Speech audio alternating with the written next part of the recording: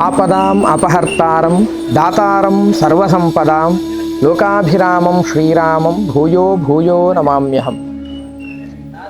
ಇವತ್ತು ಏಪ್ರಿಲ್ 9ನೇ ತಾರೀಕಿನಿಂದ 13ನೇ ತಾರೀಕಿನವರೆಗೆ ನಮ್ಮ ಉಡುಪಿಯ ಶ್ರೀ ಕ್ಷೇತ್ರ ಪೆರಣಂಕಿಲದಲ್ಲಿ ಇಡೀ ವಿಶ್ವದ ಜನತೆಗೆ, ಎಲ್ಲ ಆಸ್ತಿಕ ಬಂಧುಗಳಿಗೆ ಅತ್ಯಂತ ಭೂರಿ ಭೋಜನದ ರೂಪದಲ್ಲಿ ಅನೇಕ ರೀತಿಯ ಜ್ಞಾನದ ತಿನಿಸುಗಳನ್ನು ಪರಮಪೂಜ್ಯ ಪೇಜಾವರ ಮಠಾಧೀಶರಾದ ವಿಶ್ವಪ್ರಸನ್ನ ತೀರ್ಥ ಶ್ರೀಪಾದರು ಬಡಿಸುವ ಒಂದು ಬಹಳ ದೊಡ್ಡ ಮಹೋತ್ಸವವನ್ನು ಆಯೋಜಿಸಿದ್ದಾರೆ. ಒಂದು ನಮ್ಮ ದಕ್ಷಿಣ ಕನ್ನಡದ ಒಂದು ಭೋಜನದ ಎಲೆಯಲ್ಲಿ ನಾವೇನು ಉಪ್ಪು ಉಪ್ಪಿನಕಾಯಿಯಿಂದ ಹಿಡಿದು ಪರಮ ಪಂಚಭಕ್ಷ್ಯ ಭೋಜನಗಳನ್ನು, ಪಾಯಸವನ್ನು ಎಲ್ಲ ಬಡಿಸ್ತೇವೆ. ಆ ರೀತಿಯಲ್ಲಿ ಜಿಜ್ಞಾಸುಗಳಿಗೆ, ಆಸ್ತಿಕ ಬಂಧುಗಳಿಗೆ ಬೇಕಾದಂತಹ ಎಲ್ಲ ರೀತಿಯ ಅನುಕೂಲಗಳನ್ನು ಮಾಡಿಕೊಟ್ಟು ಬಹಳ ದೊಡ್ಡ ಮಹೋತ್ಸವವನ್ನು ಆಯೋಜಿಸಿದ್ದಾರೆ. ಅನೇಕ ರೀತಿಯ ವಿದ್ವದ್ಗೋಷ್ಠಿಗಳು, ಬೇರೆ ಬೇರೆ ರೀತಿಯ ಶಾಸ್ತ್ರೀಯವಾದ ವೇದ ಇರಬಹುದು, ವೇದಾಂತ ಇರಬಹುದು, ವೇದಾಂಗಗಳಿರಬಹುದು, ಜ್ಯೋತಿಷ್ಯ, ಆಗಮ, ಹೀಗೆ ಅನೇಕ ಶಾಸ್ತ್ರೀಯ ಗೋಷ್ಠಿಗಳು. ಅದಕ್ಕೆ ಪೂರಕವಾಗಿ ಆಯುರ್ವೇದ ಶಾಸ್ತ್ರ, ವಾಸ್ತುಶಾಸ್ತ್ರ, ಸಂಗೀತಶಾಸ್ತ್ರ, ಹೀಗೆ ನಮ್ಮ ಭಾರತೀಯ ಸಂಸ್ಕೃತಿಯನ್ನು ಬಿಂಬಿಸುವಂತಹ ಅನೇಕ ಶಾಸ್ತ್ರೀಯವಾದ ಗೋಷ್ಠಿಗಳು ಈ ಬಹಳ ವಿಸ್ತಾರವಾದ ಪೆರಣಂಕಿಲದ 30 ಎಕರೆಯ ಜಾಗದಲ್ಲಿ ಬೇರೆ ಬೇರೆ 5 ವೇದಿಕೆಗಳಲ್ಲಿ ನಿರಂತರವಾಗಿ ಸಮ್ಮೇಳನಗಳು ನಡೀತಾ ಇದ್ದಾವೆ. ಅದಕ್ಕೆ ಪೂರಕವಾಗಿ ನಿರಂತರವಾಗಿ ಭಗವಂತನ ಭಜನೆ, ಹರಿನಾಮ ಸಂಕೀರ್ತನೋತ್ಸವ. ಒಂದು ಕನಕ ಪುರಂದರ ವೇದಿಕೆಯಲ್ಲಿ ಸುಮಾರು 2-2.5 ಸಾವಿರ ಮಾತೆಯರು ನಿರಂತರವಾಗಿ ಭಜನೆಯನ್ನು ನಡೆಸಲಿಕ್ಕಿದ್ದಾರೆ, ಸಂಕೀರ್ತನೆಯನ್ನು ನಡೆಸಲಿಕ್ಕಿದ್ದಾರೆ. ಅದರ ಜೊತೆಗೆ ಅನೇಕ ರೀತಿಯಾದಂತಹ ಧಾರ್ಮಿಕ ಕಾರ್ಯಕ್ರಮಗಳು, ಯಜ್ಞ ಯಾಗಾದಿಗಳು, ಇಡೀ ಲೋಕದ ಕ್ಷೇಮಕ್ಕಾಗಿ ಅನೇಕ ರೀತಿಯ ಯಜ್ಞ ಯಾಗಾದಿಗಳು ಪ್ರತಿನಿತ್ಯ ನಡೀತಾ ಇದ್ದಾವೆ. 10ನೇ ತಾರೀಕು ಬೆಳಗ್ಗೆ ಈ ಕ್ಷೇತ್ರದಲ್ಲಿ ಉದ್ಭವಗೊಂಡಂತಹ ಗಣಪತಿ ಎಲ್ಲ ರೀತಿಯ ವಿಘ್ನಗಳನ್ನು ಪರಿಹರಿಸಿ ಕಾರ್ಣಿಕನಾಗಿ ಅನುಗ್ರಹಿಸ್ತಾ ಇರುವಂತಹ ಗಣಪತಿಯ ಅನುಗ್ರಹಕ್ಕಾಗಿ 108 ಕಾಯಿಗಳ ಗಣಹೋಮದೊಂದಿಗೆ ಈ ಧಾರ್ಮಿಕ ಕಾರ್ಯಕ್ರಮ ಪ್ರಾರಂಭ ಆಗುತ್ತೆ. ಅದರ ಮರುದಿನ ನಮ್ಮಲ್ಲಿ ಈಗ ನಾಡಿನಲ್ಲಿ ಕೇಳದಂತಹ ಅನೇಕ ರೀತಿಯ ಅಪಮೃತ್ಯುಗಳು, ದುರಿತಗಳನ್ನು ನಾವು ಅನುಭವಿಸ್ತಾ ಇದ್ದೇವೆ. ಅನೇಕ ರೋಗ ರುಜಿನಗಳನ್ನು ಅನುಭವಿಸ್ತಾ ಇದ್ದೇವೆ. ಕೊರೋನಾ ಆದಂತಹ ಮಹಾಮಾರಿಯ ಒಂದು ಕಾಲವನ್ನು ನಾವು ನೋಡಿ ಬಂದಿದ್ದೇವೆ. ಈ ಎಲ್ಲ ರೀತಿಯ ದುರಿತಗಳು, ರೋಗ ರುಜಿನಗಳು, ಅಪಮೃತ್ಯುಗಳು ಪರಿಹಾರ ಆಗಲಿ ಎನ್ನುವ ನೆಲೆಯಲ್ಲಿ ಎಲ್ಲ ದುರಿತಗಳನ್ನು ನಿವಾರಣೆ ಮಾಡುವಂತಹ ನರಸಿಂಹನನ್ನು ಆರಾಧಿಸಲಿಕ್ಕಾಗಿ ಮನ್ಯು ಸೂಕ್ತ ಹೋಮವನ್ನು ನಡೆಸಲಿಕ್ಕಿದ್ದೇವೆ. ಹಾಗೆಯೇ ಎಲ್ಲ ರೋಗಗಳನ್ನು ಪರಿಹಾರ ಮಾಡುವ ರುಜಂ ದ್ರಾವಯತೀತಿ ರುದ್ರ ಅಂತ, ಅದಕ್ಕಾಗಿ ರುದ್ರ ಅಂತ ಕರೆಯಲ್ಪಡುವಂತಹ ಮಹಾಲಿಂಗೇಶ್ವರನ ಪ್ರೀತಿಗಾಗಿ ಮಹಾಮೃತ್ಯುಂಜಯ ಹೋಮಗಳು ನಡೀಲಿಕ್ಕಿದ್ದಾವೆ.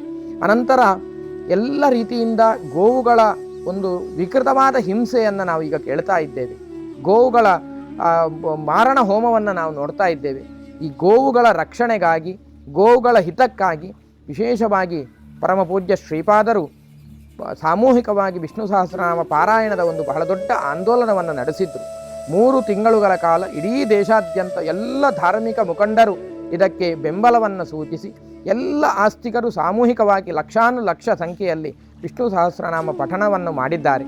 ಅದರ ಮಂಗಳ ರೂಪವಾಗಿ ಹೋಮದ ಮೂಲಕ ಭಗವಂತನಿಗೆ ಆ ಎಲ್ಲ ವಿಷ್ಣು ಸಹಸ್ರನಾಮದ ಪಠನೆಯ ಜಪದ ಪುಣ್ಯವನ್ನು ಭಗವಂತನಿಗೆ ಅರ್ಪಣೆ ಮಾಡುವಂತಹ ಕಾರ್ಯಕ್ರಮ ನಡೀಲಿಕ್ಕಿದೆ.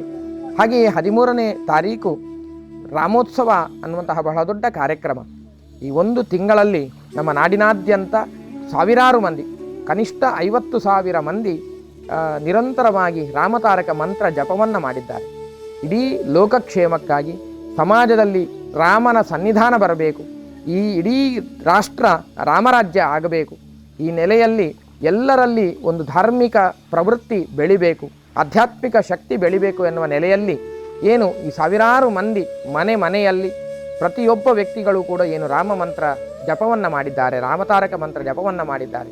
ಅದನ್ನು ಅಗ್ನಿಯ ಮಾಧ್ಯಮದಲ್ಲಿ ಭಗವಂತನಿಗೆ, ಶ್ರೀರಾಮನಿಗೆ ಅರ್ಪಣೆ ಮಾಡುವಂತಹ ಬೃಹತ್ ರಾಮತಾರಕ ಮಂತ್ರ ಯಜ್ಞಗಳು ನಡೀಲಿಕ್ಕಿದ್ದಾವೆ.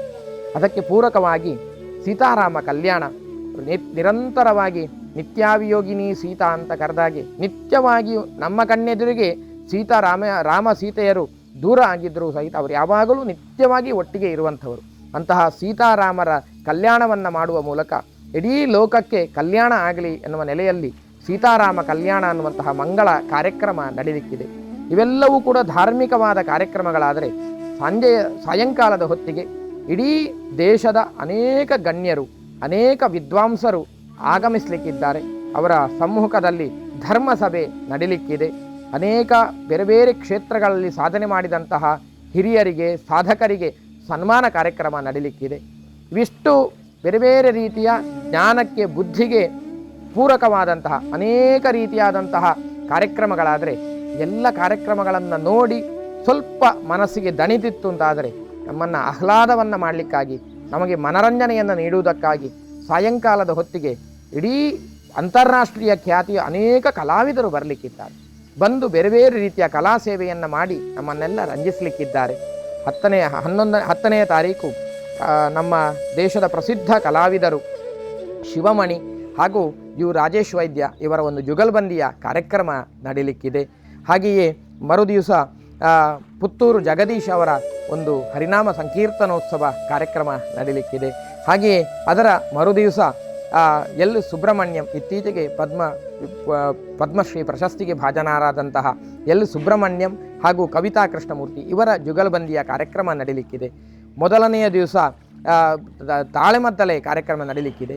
ಹೀಗೆ ಅನೇಕ ರೀತಿಯಾದಂತಹ ಸಾಂಸ್ಕೃತಿಕ ಕಾರ್ಯಕ್ರಮಗಳು, ಧಾರ್ಮಿಕ ಕಾರ್ಯಕ್ರಮಗಳು, ಬೇರೆ ಬೇರೆ ರೀತಿಯ ವಿದ್ವದ್ಗೋಷ್ಠಿಗಳು, ಸಾಮಾನ್ಯ ಜನರಿಗೆ ಬೇಕಾದಂತಹ ಅವರ ಎಲ್ಲ ರೀತಿಯ ಜಿಜ್ಞಾಸೆಗಳನ್ನು ತುಂಬಿಸುವಂತಹ ಪ್ರಶ್ನೋತ್ತರ ಕಾರ್ಯಕ್ರಮಗಳು, ನಮ್ಮ ನಾಡಿನ ನಮ್ಮ ದೇಶದ ಕೀರ್ತಿಯನ್ನು ಬೆಳಗಿಸುವಂತಹ ನಮ್ಮ ಪ್ರಾಚೀನ ಸಂಸ್ಕೃತಿಯನ್ನು ಮುಂದಿನ ಪೀಳಿಗೆಗೆ ಕೊಡುವಂತಹ ಅನೇಕ ಗುರುಕುಲಗಳಿದ್ದಾವೆ. ಅನೇಕ ಮಂದಿ ತಮ್ಮ ಸ್ವಂತ ಖರ್ಚಿನಿಂದ ತಮ್ಮ ಸ್ವಂತ ಶ್ರಮದಿಂದ ಅನೇಕ ನಮ್ಮ ಗುರುಕುಲ ಪದ್ಧತಿಯಲ್ಲಿ ಶಿಕ್ಷಣವನ್ನು ನೀಡ್ತಾ ಇದ್ದಾರೆ. ಅಂತಹ ಎಲ್ಲ ಶಿಕ್ಷಣವನ್ನು ನೀಡ್ತಾ ಇರುವ ಗುರುಕುಲ ಪದ್ಧತಿಯಲ್ಲಿ ಶಿಕ್ಷಣವನ್ನು ನೀಡ್ತಾ ಇರುವ ನಾಡಿನ ಅನೇಕ ವ್ಯಕ್ತಿಗಳನ್ನು ಕರೆದು ಸನ್ಮಾನ ಮಾಡುವಂತಹ ಕಾರ್ಯಕ್ರಮ. ಅದಕ್ಕನುಗುಣವಾಗಿ ಆಯಾಯ ಗುರುಕುಲಗಳಲ್ಲಿ ಯಾವ ರೀತಿಯ ಶಿಕ್ಷಣ ನಡೀತಾ ಇದೆ, ಅವರ ಸಾಧನೆಯಂಥದ್ದು ಇದನ್ನು ಸಮಾಜಕ್ಕೆ ತೋರಿಸುವ ನೆಲೆಯಲ್ಲಿ ಅನೇಕ ರೀತಿಯ ಪ್ರದರ್ಶಿನಿಗಳು, ಪ್ರತಿಭಾ ಪ್ರದರ್ಶನಗಳು ಇವೆಲ್ಲವೂ ನಡೀಲಿಕ್ಕಿದೆ. ದಾಸ ಸಾಹಿತ್ಯದ ಸಮ್ಮೇಳನದ ಭಾಗವಾಗಿ ಅಖಂಡ ಭಜನೆಯ ಒಂದು ಸಂಯೋಜನೆಯನ್ನು ನಾವು ಮಾಡಿದ್ದೇವೆ. ಕನಿಷ್ಠ 2500 ಮಂದಿ ಮಾತೆಯರು ವಿಶೇಷವಾಗಿ ತಿರುಪತಿಯ ದಾಸ ಸಾಹಿತ್ಯ ಪ್ರಾಜೆಕ್ಟಿನ ಭಾಗವಾಗಿ ಬಂದು ಇಲ್ಲಿ ನಿರಂತರ ಭಜನೆಯನ್ನು ಮಾಡಲಿಕ್ಕಿದ್ದಾರೆ. ಇದು ದೇವಸ್ಥಾನದ ಎದುರು ಭಾಗದಲ್ಲಿರುವಂತಹ ಕನಕ ಪುರಂದರ ವೇದಿಕೆ ಅಂತ. ಈ ವೇದಿಕೆಯಲ್ಲಿ ನಿರಂತರ ಅಖಂಡವಾಗಿ ಎಲ್ಲ ಮಾತೆಯರು ಭಜನೆಯನ್ನು ನಡೆಸಲಿಕ್ಕಿದ್ದಾರೆ. 4 ದಿನಗಳಲ್ಲಿ ಅಖಂಡ ಭಜನೆ ಕಾರ್ಯಕ್ರಮ ನಡೀಲಿಕ್ಕಿದೆ. ಇದು ದೇವಸ್ಥಾನದ ಬಲಭಾಗದಲ್ಲಿರುವಂತಹ ಒಂದು ವೇದಿಕೆ. ನಾವು ಆಗಲೇ ತಿಳಿಸಿದ ಹಾಗೆ 5 ವೇದಿಕೆಗಳಲ್ಲಿ ನಿರಂತರವಾಗಿ ಬೇರೆ ಬೇರೆ ರೀತಿಯ ವಿದ್ವದ್ಗೋಷ್ಠಿಗಳು, ಸಾಂಸ್ಕೃತಿಕ ಕಾರ್ಯಕ್ರಮಗಳು ನಡೀತಾವೆ.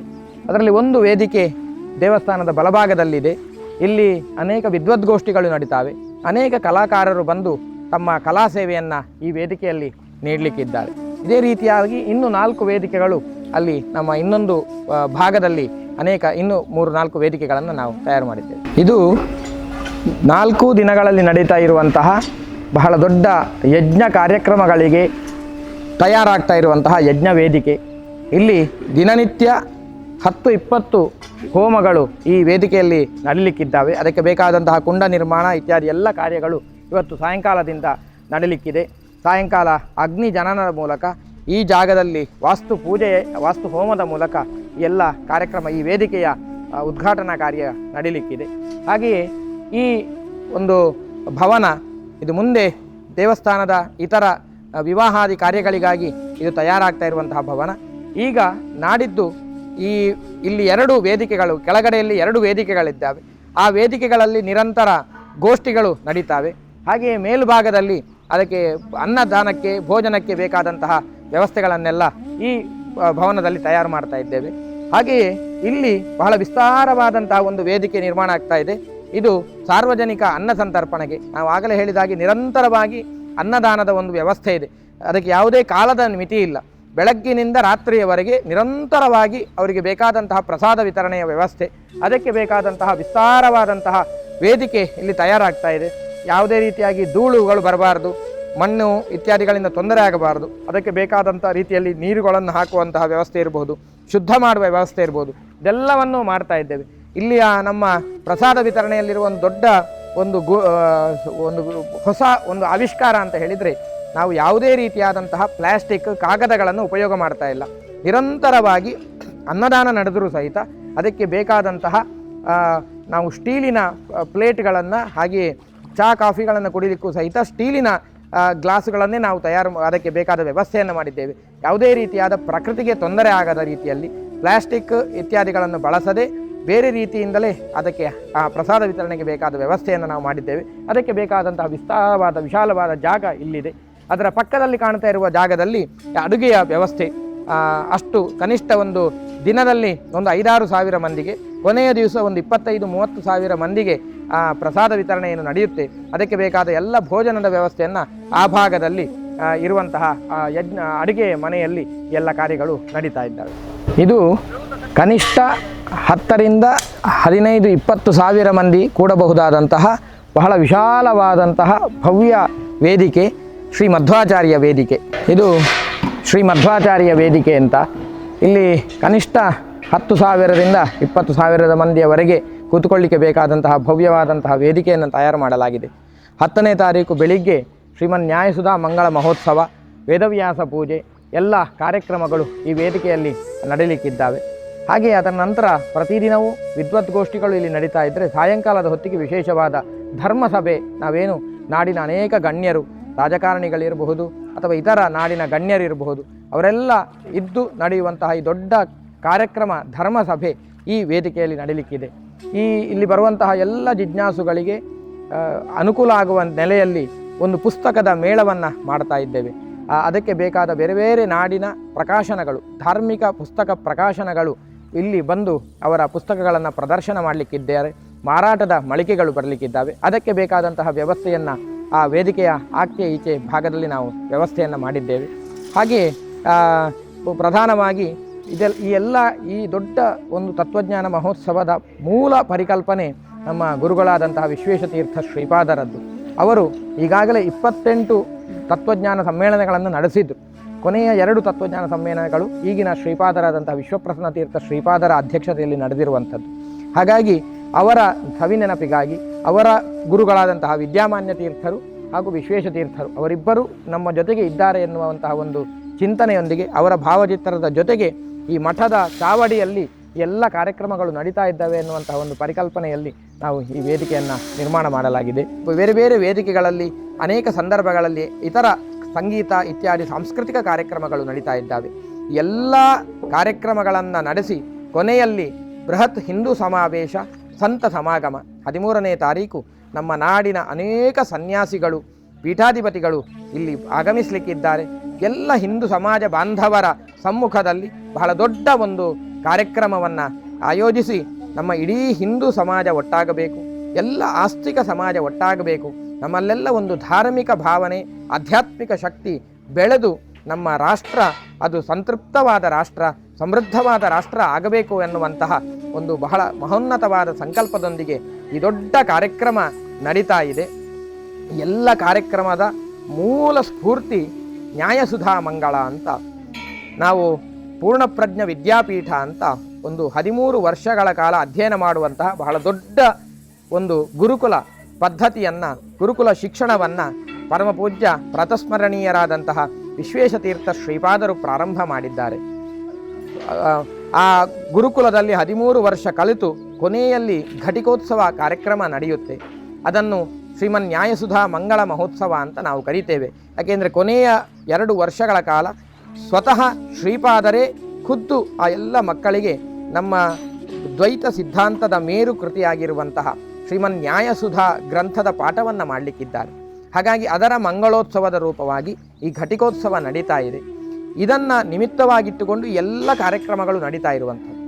ನಾಳೆಯ ದಿವಸ 10ನೇ ತಾರೀಕು ಬೆಳಿಗ್ಗೆ ಶ್ರೀಪಾದರು ಮಕ್ಕಳಿಗೆ ಕೊನೆಯ ಶಾಂತಿ ಪಾಠವನ್ನು ಮಾಡುವ ಮೂಲಕ ಈ ಶ್ರೀಮನ್ಯಾಯ ಸುಧಾ ಮಂಗಳ ಮಹೋತ್ಸವ ನಡೀತಾ ಇದೆ.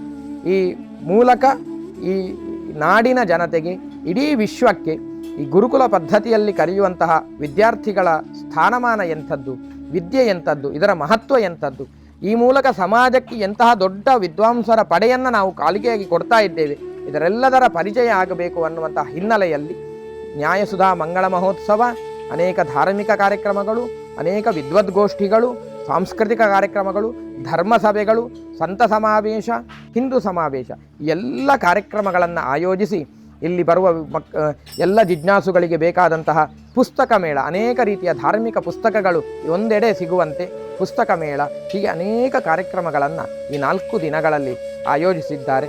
ಇದು ಆಗಲೇ ತಿಳಿಸಿದ ಹಾಗೆ ಒಂದು ಎಲೆಯಲ್ಲಿ ಬಡಿಸಿದ ಭೂರಿ ಭೋಜನ, ಅಲ್ಲಿ ಉಪ್ಪು ಇದೆ, ಉಪ್ಪಿನಕಾಯಿ ಇದೆ, ಬಹಳ ಸಿಹಿಯನ್ನು ಕೊಡುವಂತಹ ಪಾಯಸ, ಭಕ್ಷ್ಯಭೋಜ್ಯಗಳಿದ್ದಾವೆ, ಖಾರದ ಸಾರು ಇತ್ಯಾದಿ ಪದಾರ್ಥಗಳು ಇದ್ದಾವೆ. ಹೀಗೆ ಎಲ್ಲ ರೀತಿಯ ವಿಮರ್ಶೆಗಳು, ಎಲ್ಲ ರೀತಿಯ ಜಿಜ್ಞಾಸೆಗಳಿಗೆ ಪರಿಹಾರಗಳು ಈ ಒಂದು ಕಾರ್ಯಕ್ರಮದಲ್ಲಿ ಸಿಗುತ್ತೆ ಅಂತ ನಾವು ಹೇಳಲಿಕ್ಕೆ ಇಷ್ಟಪಡ್ತಾ ಇದ್ದೇವೆ. ಈ ಕಾರ್ಯಕ್ರಮಕ್ಕೆ ತಾವೆಲ್ಲರೂ ಆಗಮಿಸಬೇಕು, ಎಲ್ಲ ರೀತಿಯಿಂದಲೂ ಸಹಿತ ನೀವೆಲ್ಲರೂ ಪಾಲ್ಗೊಳ್ಳಬೇಕು. ಅದಕ್ಕಾಗಿ ನಾವು ಬೇಕಾದ ವಾಹನ ವ್ಯವಸ್ಥೆಯನ್ನು ಉಡುಪಿಯಿಂದ ಬರುವವರಿಗೆ, ಉಡುಪಿಯಿಂದ ಬೆಳಗ್ಗೆ 5-6ವರೆಯಿಂದ ನಿರಂತರವಾಗಿ ವಾಹನದ ವ್ಯವಸ್ಥೆಯನ್ನು ಮಾಡಿದ್ದೇವೆ. ಗಂಟೆಗೆ ಉಡುಪಿಯ ಕೃಷ್ಣ ಮಠದ ಪಾರ್ಕಿಂಗ್ನ ಪ್ರದೇಶದಿಂದ ಪೆರಣಂಕೆಲಕ್ಕೆ ಬರಲಿಕ್ಕೆ ಬೇಕಾದ ವಾಹನದ ವ್ಯವಸ್ಥೆ ಇದೆ. ಇಲ್ಲಿಂದ ಮತ್ತೆ ಮಧ್ಯಾಹ್ನ ಹೋಗುವವರಿಗೂ ವ್ಯವಸ್ಥೆ ಇದೆ, ಸಾಯಂಕಾಲ ಹೋಗುವವರಿಗೂ ಮತ್ತೆ ಉಡುಪಿಗೆ ಹೋಗಲಿಕ್ಕೆ ವ್ಯವಸ್ಥೆ ಇದೆ.